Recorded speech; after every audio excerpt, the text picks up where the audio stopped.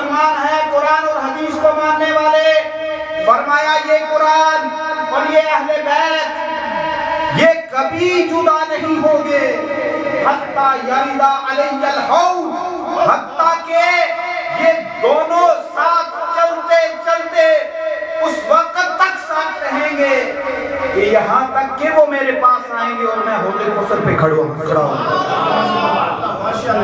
اب یہ دو چیزیں کیوں فرما دی؟ صحابہ کرام کا کیوں نہیں انتخاب فرمایا؟ حالانکہ وہ بڑی عظمت والی جماعت ہے۔ حضور صلی اللہ علیہ وسلم ان چیزوں کو بھی جانتے ہیں جن کو ہم نہیں جان سکتے۔ حضور کو معلوم تھا کہ میں چلا جاؤں گا تو صحابہ بننے بند ہو جائیں گے، ایک وقت آئے گا صحابہ نہیں ہوں گے، اور کون ہوگا؟ اہل بیت ہوگا، حضور کی آل ہوگی، اہل بیت ہوں گے۔ اس لیے فرمایا قرآن اور اہل بیت۔ اب قرآن اور اس کے ساتھ اہل بیت کیوں؟ صرف قرآن کافی نہیں کیا؟ اگر کافی ہوتا تو حضور فرما دیتے نا کہ کافی ہے، لیکن کافی نہیں، کیونکہ قرآن وہ الفاظ ہے، کلام ہے اللہ تعالیٰ۔ ہمارے پاس مصحف ہے، قرآن مجید ہے، اس میں الفاظ ہیں، ہم اس کو پڑھ سکتے ہیں، لیکن حضور صلی اللہ علیہ وسلم نے فرمایا کہ یہ قرآن یہ تمہارے لیے ہے، لیکن ہے تھیوری تمہارے لیے، اس کو تم پڑھ سکتے ہو۔ اگر قرآن کا عملی نمونہ دیکھنا ہے تو میرے اہل بیت کو دیکھ لو، میں نے تمہیں تھیوری بھی دے دی، تمہیں پریکٹیکل بھی دے دیا، دونوں چیزیں تم میں چھوڑ کے جا رہا ہوں۔ اب قرآن کو پڑھو، اہل بیت کو دیکھو، اور قرآن کا دامن اور اہل بیت کا دامن تھام لو۔ حتیٰ یرد علی الحوض، فرمایا یہ نہیں جدا ہوں گے، کیونکہ جو قرآن اور اہل بیت کے دامن کو تھامے گا وہ حضور کی بارگاہ میں حاضر ہوگا حوض کوثر پہ۔ فرمایا اگر قرآن اور اہل بیت کو تم نے فالو کیا، ان کا آسرا لے لیا، تو تم میرے پاس پہنچو گے حوض کوثر، اور حضور صلی اللہ علیہ وسلم وہاں پہ کوثر کا جام اپنے امتیوں کو پلائیں گے، حوض کوثر کا جام پلائیں گے۔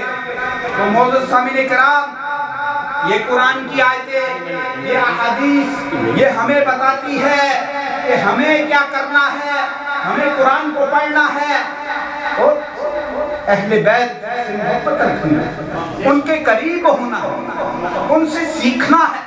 یہ تصوف چیز کیا ہے؟ تصوف ایک آدمی علم حاصل کرے اور تصوف نہ سیکھے تو وہ کامیاب نہیں ہے، امام مالک نے فرمایا، وہ زندیق ہے۔ اور جو تصوف سیکھے علم نہ سیکھے وہ بھی کامیاب نہیں ہے۔ فرمایا جو تصوف بھی سیکھے علم بھی سیکھے، اس کا عملی نمونہ تصوف وہ بھی سیکھے مشائخ سے، فرمایا امام مالک نے، وہ آدمی کامیاب ہے۔ اور یہ ہے تصوف۔ ورنہ کوئی آدمی کہے کہ تصوف صوفیاء کے پاس بیٹھنا صحیح نہیں ہے، ارے علم حاصل کرو لیکن اس کا عملی نمونہ وہ تصوف میں ہے، وہ مشائخ کے پاس ہے۔ اور یہ بات نہایت ضروری ہے کہ اپنی اولاد کی تربیت کرنا یہ ہمارے لیے ضروری ہے۔ کیوں؟ کیونکہ ہماری تربیت والدین نے کی، ہمارے مشائخ نے کی، ہمارے بزرگوں نے کی، تو آج ہم مسجد آتے ہیں، نماز پڑھتے ہیں، جو پڑھا ہے اس کو آگے بتاتے بھی ہیں۔ حضور صلی اللہ علیہ وسلم کی حدیث ہے، اَدِّبُوا أَوْلَادَكُمْ عَلَىٰ ثَلَاثَةِ خِصَالٍ، اپنی اولاد کو 3 چیزیں ضرور سکھاؤ۔ حب نبیکم، اپنے نبی کی محبت اپنی اولاد کو سکھاؤ، وحب اہل بیتہ، اور اپنے نبی کے اہل بیت کی محبت اپنی اولاد کو سکھاؤ، وتلاوت کلام اللہ، اور اللہ تعالیٰ کا جو کلام قرآن ہے وہ بھی اپنے بچوں کو سکھاؤ۔ فرمایا یہ 3 چیزیں ضروری سکھاؤ، کیونکہ کل جب تم اس دنیا پہ نہیں ہوگے تو یہ تمہارے بعد ہوں گے، تو جو کچھ سکھا کے جاؤ گے وہی مطلب نتیجہ نکلے گا۔ تو اگر اہل بیت اور حضور کی محبت اور قرآن کی تلاوت سکھاؤ گے تو تمہارے لیے ہاتھ اٹھا کے دعا تو مانگیں گے کہ یا اللہ ہمارے ماں باپ چلے گئے، ان کی بخشش فرما، تو اللہ تبارک و تعالیٰ ان کی دعا پہ ان پہ رحم فرمائے گا۔ تو یہ باتیں ضروری ہیں، اور مسجد بنانا اور مسجد کو آباد کرنا یہ بھی بہت ضروری ہے۔ ماشاءاللہ اس مسجد کو دیکھ کر بہت خوشی ہوتی ہے، بہت چھوٹی چھوٹی مسجدیں دیکھی، لیکن یہ اللہ تعالیٰ کے فضل و کرم سے ایک بہت بڑی مسجد آپ لوگوں کو ملی ہے، جس میں بچے پڑھ سکتے ہیں، جس میں بہت نمازی بھی آ سکتے ہیں، جمعے کے موقع پہ لوگ بڑے آرام سے بیٹھ سکتے ہیں۔ تو اس لیے مسجد بنانا اور مسجد کو آباد کرنا یہ نہایت ضروری ہے، کیونکہ مسجد اگر بنا دی جائے اور آدمی اس میں نہ آئے یا اپنی اولاد کو نہ لے آئے تو اس مسجد کا مکمل فائدہ انسان حاصل نہیں کر سکتا۔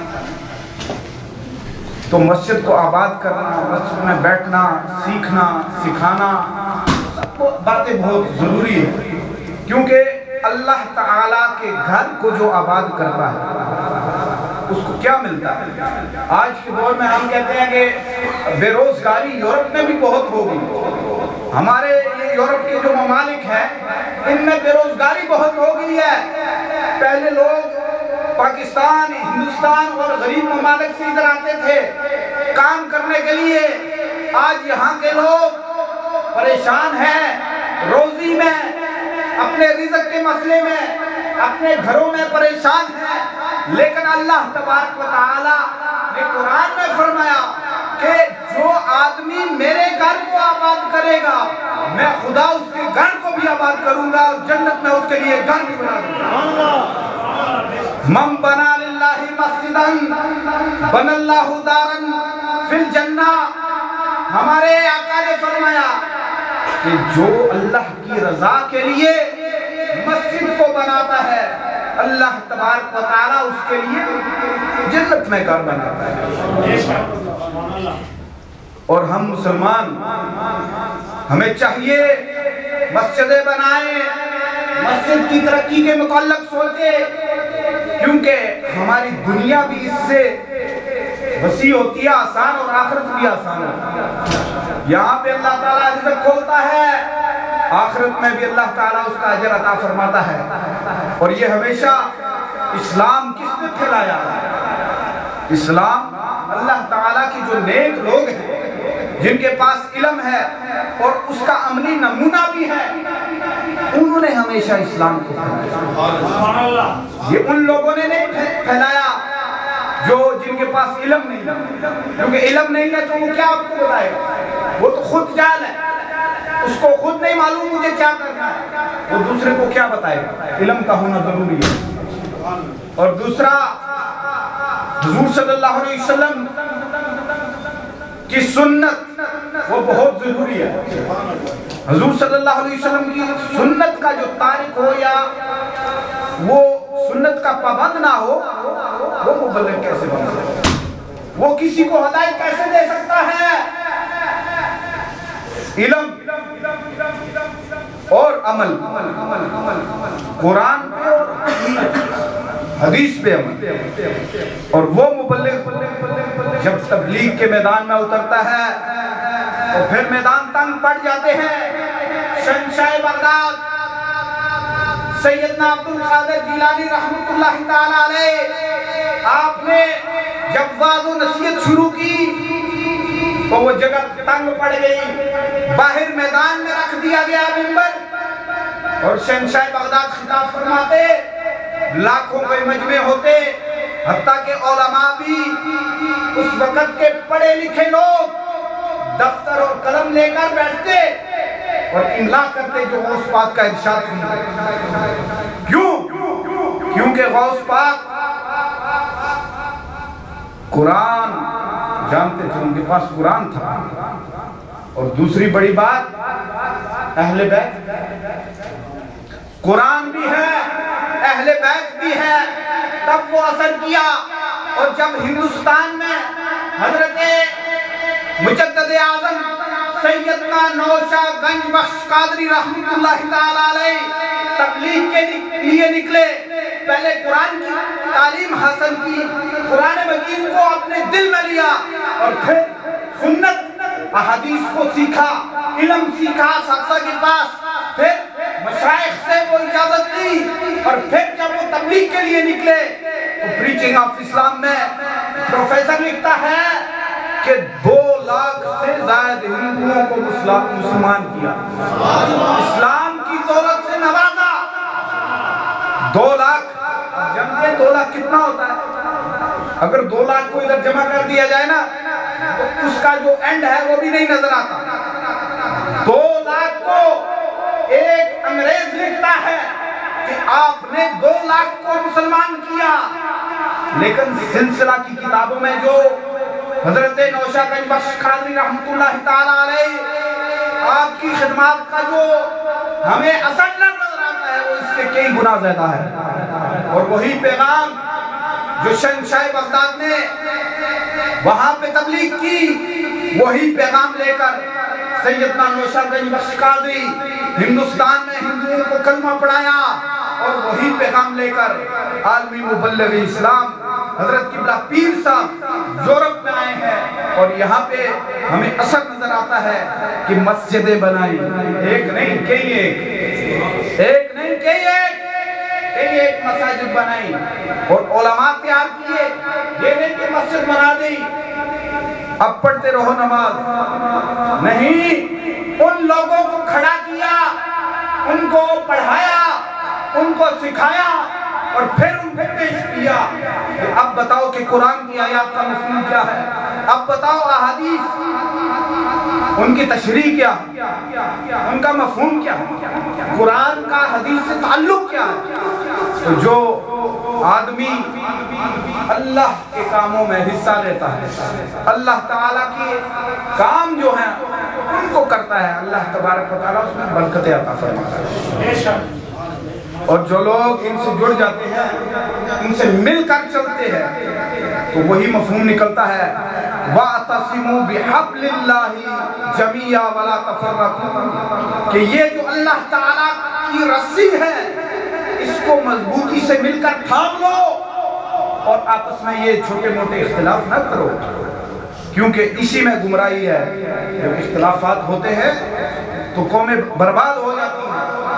پہلی قومیں انہوں نے اختلافات کیے، برباد ہو گئی، اور اب بھی سمجھنا چاہیے اللہ تعالیٰ نے قرآن میں جو قصے پہلی امتوں کے ذکر کیے وہ ہماری ہدایت کے لیے، کہ فلاں نے یہ کیا تو برباد ہو گئے، فلاں نے تفرقہ بازی کی تو برباد ہو گئے، اختلافات میں پڑے تو برباد ہو گئے۔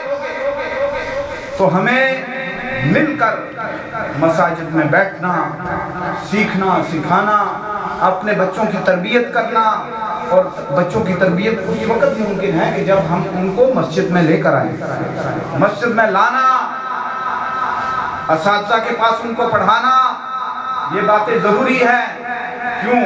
کیونکہ آج جو بچے ہیں کل وہی یہ سب کام سنبھالیں گے، ان کی تربیت اچھی ہوگی تو وہ یہاں پہ آ کر کام کریں، اگر ان کی تربیت نہ ہوگی تو جو راستہ انہوں نے دیکھا ہوا ہے وہیں وہ جائیں گے، اسی ایڈریس پہ وہ جائیں گے۔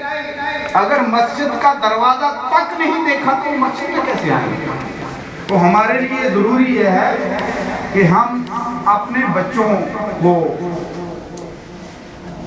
مسجد میں لائیں، اساتذہ کے پاس پڑھائیں، اور ان کی تربیت پہ توجہ کریں۔ یہ پاکستان نہیں ہے، یہ مسلمانوں کا ملک نہیں ہے، یہ ایسا ملک نہیں ہے کہ جہاں پہ اسلامی تعلیم عام ہے اور گھروں میں آدمی ویسے ہی کئی چیزیں سیکھ لیتا ہے۔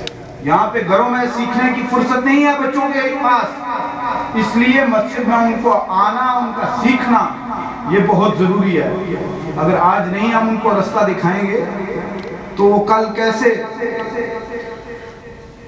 اس راستے پہ چلیں گے؟ تو ہمیں چاہیے کہ مسجد کی دیکھ بھال کریں، مسجد کو چلانا، آباد کرنا، اس کی فکر ہمیں ہونی چاہیے، کیونکہ وہی فکر کامیابی کی فکر ہے۔ اگر ہم نہیں کریں گے تو ہمارے لیے تاریکی ہے مستقبل میں، ہمارا مستقبل تاریک ہے، اور روشن اسی صورت میں ہے جب ہم ان باتوں پہ توجہ کریں گے۔ اور ایسے لوگ جس طرح کے پیر صاحب بہت کم ہوتے ہیں.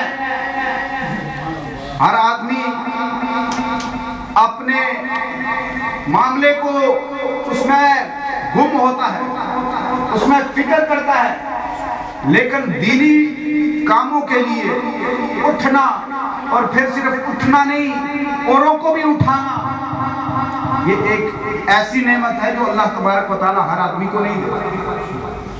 اور آج ماشاءاللہ انگلینڈ میں جہاں پہ پیر صاحب مقیم ہے, ایسے ہی ہمیں لگتا ہے جس طرح کہ پاکستان ہے, وہاں پہ مساجد میں اذانیں ہوتی ہے, باہر اسپیکر ہوتی ہے, جمعے میں مساجد فل ہوتی ہے.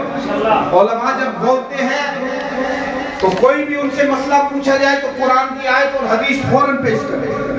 آج کل وہ ٹی وی پہ علماء فوراً مسئلہ نکال کے بتاتے ہیں کہ اللہ تعالیٰ نے اس مسئلے کے بارے میں یہ فرمایا, ہمارے آقا نے اس مسئلے کو یوں فرمایا. اور یہ سب قبلہ پیر صاحب کے لگائے ہوئے پودے ہیں جو آج میڈیا کی دنیا میں بولتے ہیں, جو ستارے آج چمک رہے ہیں اور ہدایت کے راستے دکھا رہے ہیں, وہ قبلہ پیر صاحب نے کوشش کی. اس طرح ہمیں بھی کوشش کرنی چاہیے کہ جس طرح پیر صاحب یہ مشن چلا رہے ہیں, جس طرح انہوں نے کام چلایا, ہمیں بھی ساتھ مل کر اس کام میں شریک ہونا چاہیے. آج کریں گے تو کل وہ ثمر جو ملے گا اس میں بھی حصہ ہمارا ہوگا, یہ بہت ضروری ہے. اور حضور صلی اللہ علیہ وسلم کے جو صحابہ تھے, وہ جب بھی حضور صلی اللہ علیہ وسلم کوئی کام کا اعلان فرماتے تو صحابہ اکرام ہمہ وقت حاضر رہتے, اور جتنا ان سے ہو سکتا تھا وہ اس میں حصہ لیتے. حضور صلی اللہ علیہ وسلم نے جب مساجد بنائی, خود اس میں حضور صلی اللہ علیہ وسلم نے کام کیا, اور اللہ تعالیٰ نے جو صحابہ دیے وہ بھی بڑے دل والے دیے. حضور صلی اللہ علیہ وسلم اپنے گھر کا پورا سامان اٹھا کے لے آتے اور حاضر کر دیتے کہ یا رسول اللہ یہ ہمارے پاس ہے, مسجد بنانی ہے تو یہ ہمارے پاس ہے, لشکر بھیجنا ہے جہاد کے لیے تو یہ ہمارے پاس ہے, جو بھی اسلامی اور مذہبی کام ہے اس میں حصہ لیتے, کیونکہ انہوں نے حضور صلی اللہ علیہ وسلم سے وعدہ کیا ہوا کہ جو بھی کام ہے اور جو بھی آپ کا حکم ہے ہم اس میں آپ کی تابعداری کریں گے. تو صحابہ کرام نے یہ قربانیاں دی, آج ہمیں اسلام کی دولت نصیب ہے. صحابہ کی ان قربانیوں کی وجہ سے انہوں نے اپنے وقت میں قربانیاں دی, آج ہم اسلام کی دولت سے سرفراز ہیں. اس لیے ہمیں بھی قربانیاں دینی تاکہ آنے والی نسلیں وہ بھی اس دولت سے مالا مال ہو سکے. اللہ تبارک و تعالی ہماری آج کی اس حاضری کو قبول کرے, اور انشاءاللہ ابھی 2 سپیکرز وہ تشریف لائیں گے, اپنے موعظہ حسنہ سے آپ کو مستفید فرمائیں گے. وما علینا الا البلاغ.